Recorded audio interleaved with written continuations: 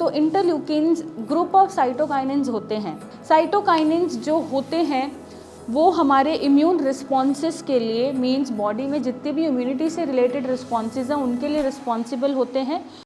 क्या आपने कभी फील किया है कि सोरासिस पेशेंट होने के साथ साथ आपको जो सोरासिस में खुजली हो रही है वो रात ही को क्यों हो रही है?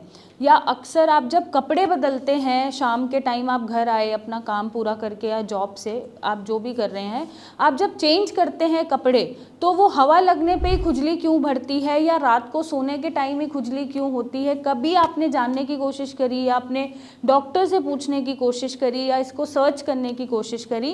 मैं डॉक्टर मेघा चतुर्वेदी आज आपके इन क्वेश्चंस का आंसर देने की कोशिश करूंगी कि सोरासिस में पेशेंट को बहुत कंप्लेंट है कि रात में ही मेरी खुजली बढ़ रही है, या जब मैं कपड़े बदलता हूँ शाम के टाइम घर आके या बदलती हूँ घर आके तब मेरी खुजली बढ़ना शुरू हो जाती है या खुजली लगती है। तो अब इसके पीछे दो रीज़न हम बात करेंगे, दो रीज़न्स के बारे में। एक हम करेंगे मेडिकल रीज़न के बारे में कि रात को ही क्यों खुजली बढ़ती है, और एक हम करेंगे साइकोलॉजिकल फैक्टर के बारे में कि आपको रात को ही खुजली क्यों महसूस होती है। तो अगर मैं बात करूं इंटरल्यूकिन्स की, तो इंटरल्यूकिन्स ग्रुप ऑफ साइटोकाइनिन्स होते हैं। अब आप ये सोचेंगे कि मैं इतने भारी वर्ड्स ले रही हूँ, इसको कैसे समझाया जाए, तो हम लेम भाषा में बात करेंगे। साइटोकाइनिन्स जो होते हैं वो हमारे इम्यून रिस्पॉन्सेस के लिए, मीन्स बॉडी में जितने भी इम्यूनिटी से रिलेटेड रिस्पॉन्सेज हैं उनके लिए रिस्पॉन्सिबल होते हैं। उनका काम है कि अपने जो भी बॉडी में दुश्मन आ रहा है या फॉरेन एंटीजन आ रहा है या कोई इन्फेक्शन आ रहा है उसके अगेंस्ट उसको डिस्ट्रक्ट करना और एंटीबॉडीज़ बनाना।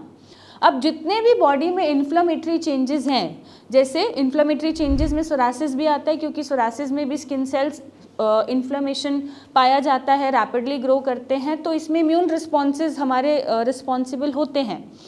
तो यहाँ पर जब हमारे सोरासिस में इम्यून रिस्पॉन्सेस की वजह से या हाइपर एक्टिव होने की वजह से इन्फ्लेमेटरी चेंजेस आते हैं तो साइटोकाइनिन्स एक्टिवेट हो जाते हैं, या ये एक्टिवेट करते हैं उन चीज़ों को जो इनसे लड़ेगा या डिस्ट्रक्ट करेगा।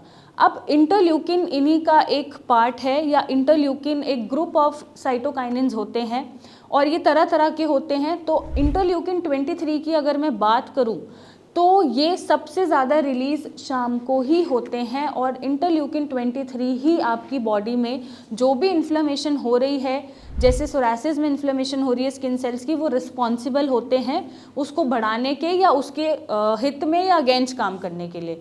अब जब रात को ये रिलीज़ ज़्यादा होते हैं या एक्टिवेट ज़्यादा होते हैं तो आपको खुजली रात को महसूस ज़्यादा होती है।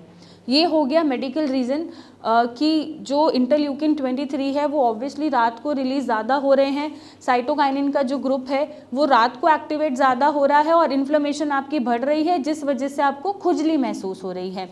दूसरा मेडिकल रीज़न क्या होता है, क्योंकि सोरासिस में ड्राइनेस हो रही है तो ड्राइनेस की वजह से आप उसको मॉइस्चराइज नहीं रख पा रहे हैं स्किन को, पानी भी ज़्यादा नहीं पी पा रहे हैं क्योंकि आपको प्यास भी ज़्यादा नहीं लग रही है, तो वो शाम होते होते ड्राइनेस आपकी बढ़ जाती है।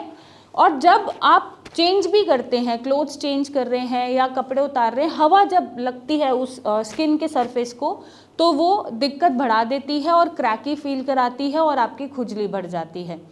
अब अगर मैं बात करूं साइकोलॉजिकली, तो साइकोलॉजिकली आपने देखा होगा, आप सुबह से अपने ड्यूटी में लग जाते हैं, आप जो भी काम कर रहे हैं अपने जॉब पे चले गए या ड्यूटी करने चले गए, आप इतने ऑक्यूपाइड हैं कि आपको खुजली हो भी रही है तो आपका ध्यान नहीं जाएगा क्योंकि आपको काम करना है।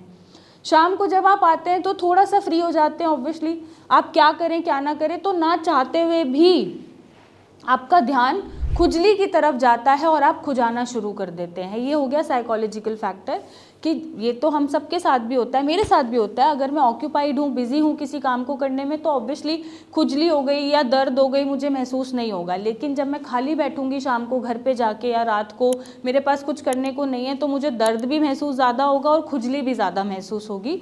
तो ये साइकोलॉजिकल फैक्टर होता है खुजली से रिलेटेड। मेडिकल हमने बात कर ली, तो अब आपको क्या करना है कि इस खुजली से आप बच सकें और ये खुजली आपको परेशान ना करे, तो आप सबसे पहले कोशिश करें कि अपनी बॉडी को डायरेक्ट हवा के कांटेक्ट में ना आने दें। कोल्ड विंड ड्राई वेदर से आप बचें, डायरेक्ट कांटेक्ट ना हो। आप एसी बंद करके कपड़े चेंज करें या पंखा बंद करके आप कपड़े चेंज करें तो आप नोटिस करिएगा आपको खुजली कम होगी। बार बार आप अपनी बॉडी को हाइड्रेटेड रखें, मैं बार बार बोलती हूँ, मॉइस्चराइज करें, ऊपर से लगा के भी उसको हाइड्रेटेड रखें, लेकिन साथ में पानी पीते रहें, नारियल पानी पीते रहें और हाइड्रेशन वाली चीज़ें आप ज़्यादा पीजिए ताकि अंदर से आपकी स्किन ड्राई ना हो। और जो खुजली बढ़ाती हैं चीज़ें जैसे कैफ़ीन है, कैफ़ीन आपका खुजली बढ़ाएगा, तो कॉफ़ी अगर आप पी रहे हैं तो आप मत पीजिए, बहुत ज़्यादा नमक आप मत खाइए, बहुत ज़्यादा मिर्ची मसाले आप मत खाइए, क्योंकि ये सारी चीज़ें आपके जो इंटरल्यूकिन रिलीज़ हो रहा है साइटोकाइनिन ग्रुप से उसको बढ़ा देती हैं, वो ज़्यादा रिलीज़ होने लग जाता है। थोड़ा सात्विक भोजन खाइए, मिर्ची मसाले अवॉइड करें। तो इन चीज़ों का ध्यान रखते हुए आप अपनी खुजली को कंट्रोल कर सकते हैं। आप ज़रूर चेक कराएं कि कहीं आपका आयरन तो कम नहीं हो रहा। आयरन प्रोफाइल, सीबीसी, हीमोग्लोबिन आप चेक कराएं। सीबीसी टेस्ट के माध्यम से या आयरन प्रोफाइल टेस्ट के माध्यम से आपको पता चल जाएगा कि आयरन रिड्यूस्ड है। कई बार आयरन कम होने की वजह से भी खुजली हमें ज़्यादा होती है, तो आयरन आप सप्लीमेंटेशन या डाइट से पूरा कर सकते हैं अगर वो कम निकलता है तो। और अगर साथ में आपको सोरासिस के साथ हमें पेशेंट मिल जाते हैं जिन्हें थायराइड डिसऑर्डर होता है, हाइपोथायरॉयडिज्म से वो पीड़ित होते हैं, तो अगर हाइपोथायरॉयडिज्म है और लेवल्स आपको बढ़ रहे हैं या थायराइड के लेवल्स नॉर्मल लेवल में नहीं है तो भी आपको खुजली फील हो जाती है, तो आप उसको रेगुलेटेड रखें या एक एडिक्वेट अमाउंट में या नॉर्मल रेंज में रखें ताकि खुजली आपकी ज़्यादा ना बढ़े। इन सारे फैक्टर्स से आप अपनी खुजली को कंट्रोल कर सकते हैं। आप आजमा के देखिएगा और रात को आप कोशिश करें कि आप बहुत ही कंपोज रहें, काम रहें, ज़्यादा डाइवर्टेड रहें ताकि आपका ना चाहते हुए भी खुजली की तरफ ध्यान ना जाए। और कोशिश करें कि आप ट्रीटमेंट ऐसा लें जो आपको इन परेशानियों से जल्दी छुटकारा दिला पाए और हम ये ट्रीटमेंट देने में सक्षम हैं। आप बेफिक्र रहिए, आप हमारे पास आ सकते हैं, कंसल्टेशन ले सकते हैं और इसका एक अच्छा सोल्यूशन पा सकते हैं। So thank you and take care.